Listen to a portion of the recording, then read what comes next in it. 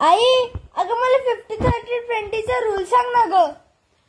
अरे 50-30-20 रूल म्हणजे बघ, तुला जो पॉकेट मनी मिळतो की नाही त्यातली 50% अमाऊंट तू तुझ्या नीडवर खर्च करायची.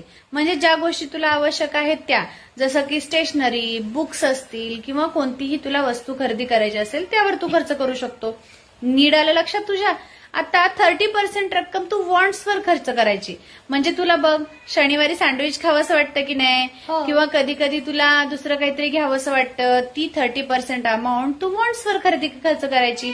आणि राहिलेले तुझे 20% ही तू अमाऊंट फक्त सेव्हिंग करून ठेवायची. आलं लक्षात तुझ्या 50-30 आणि 20चा रूल. आणि तुला माहितीये का, हा जर रूल तू लवकर फॉलो केलास ना तर तुला लवकरात लवकर तुझा जास्त पैसा सेव्हिंगला राहील. आलं लक्षात. हो, आणि त्याचा तुला वापरही करता येईल. मी आजपासून 3 रूल यूज करणार. पण हा 3 रूल नाहीयेत बाळा, हा एकच रूल आहे. कोणता सांग? Need, wants and saving. 50, 50, 30, 20. Very good.